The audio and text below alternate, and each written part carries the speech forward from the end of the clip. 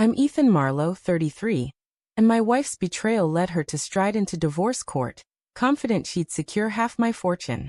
But one sentence from my attorney obliterated her strategy, transforming her anticipated victory into a lifetime of remorse. Her deception didn't arrive with blaring alarms. It slipped in softly, a faint change I barely noticed. It surfaced during a Chicago business trip, where I was presenting my company to investors at a tech summit. Each evening, I video chatted with my wife, Meline, 28, who lounged on our bed in my worn sweatshirt, her hair loosely tied, her smile exuding warmth. Then in the mirror behind her, a shadow flickered, a shirtless man moving comfortably, as if he belonged there. My chest tightened. The figure emerged clearly.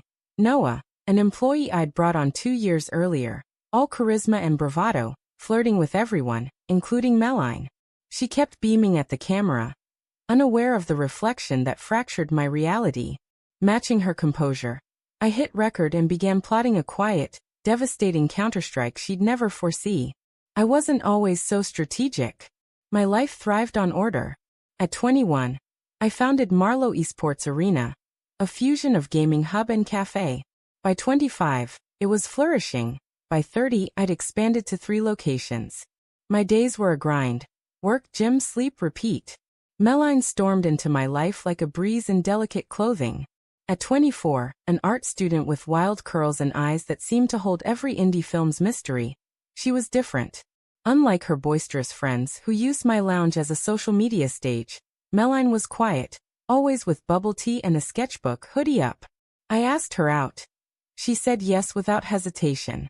She spoke of star signs, fashion as rebellion, mismatched socks as a mark of individuality. Her words often puzzled me, but they ignited something new. For the first time in years, I felt settled. When she promised to stay by my side forever, I believed her. We wed quietly in a courthouse, just 2 witnesses. Looking back, that secrecy wasn't intimacy, it was a veil.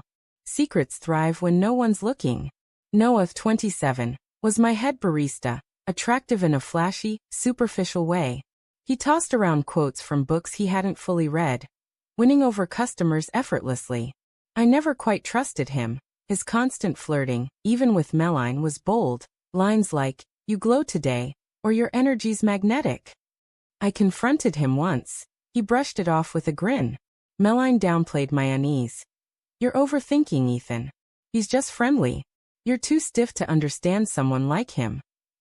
I felt like the rigid, overbearing husband and let it go.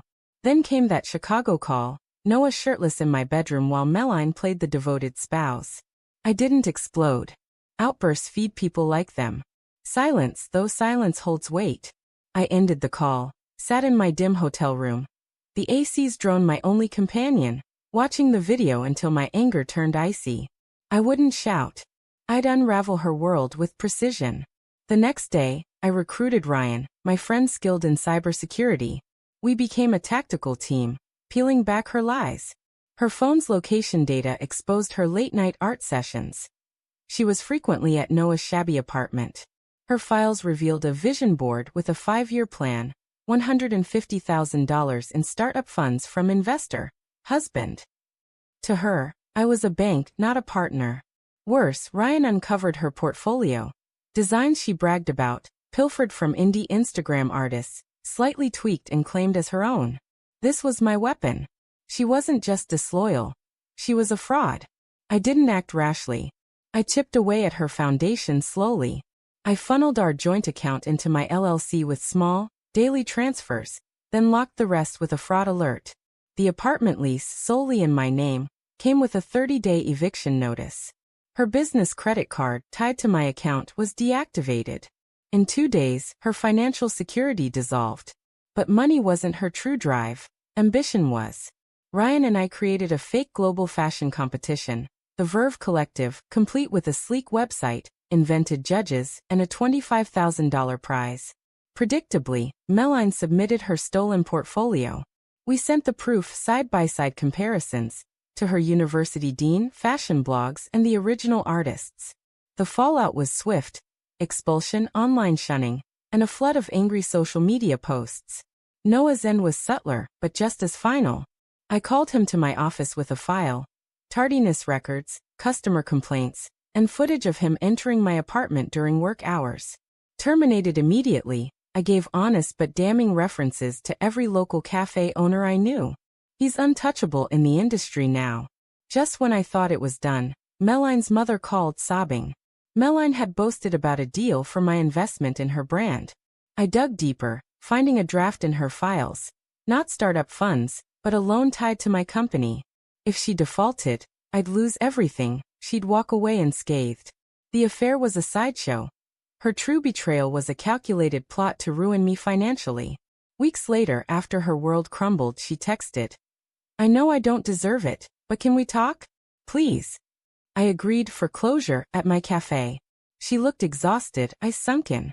She spoke of regrets, of losing it all. I slid my phone across, displaying her loan contract. "This wasn't a mistake," I said, voice cold as iron. "This was your plan to destroy me, then walk free." Her face collapsed, not from guilt, but from realizing I'd outmaneuvered her. "Who told you?" she murmured. "You did," I answered. "You were so wrapped up in your performance, you didn't see me studying your strategy." I stood, walked away, and didn't look back.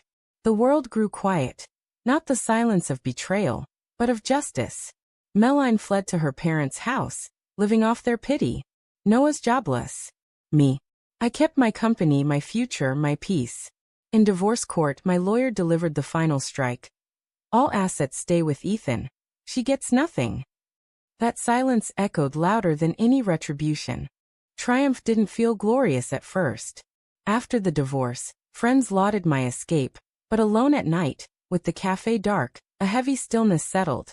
Not grief, but the ache of wasted years, of investing in someone who saw me as a resource. Over drinks, Ryan noticed. "You've been fueled by revenge, man. Now you're empty. Time to rebuild for yourself." He was right. I grew my business, not to prove anything, but because I wanted to. I opened a fourth location in Austin, spoke at conferences, and rediscovered drawing, hiking, cooking proper meals, not just takeout. Meline had turned life into a war zone.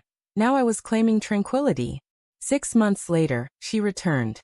It was a lively Sunday morning, my cafe alive with students and gamers. Sunlight bouncing off gleaming floors. Meline entered, oversized sunglasses masking tired eyes. A faint echo of the woman I'd married. She waited until I was alone at the counter. "Ethan, can we talk?" I should have ignored her, but curiosity tugged. What could she say when she had nothing left to take? We sat. Her hands trembled around a coffee she couldn't afford. "I messed up," she said, voice cracking.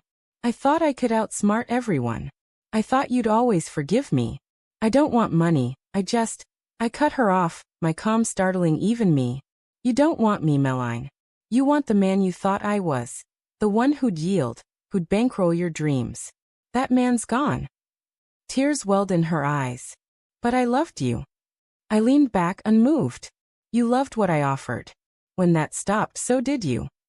Stripped of her usual act, she sat vulnerable, broken, as the cafe's energy pulsed around us. I stood, placed a $20 bill on the table. "For the coffee. Don't come back." And I walked away again. True freedom wasn't in crushing her. It was in moving on.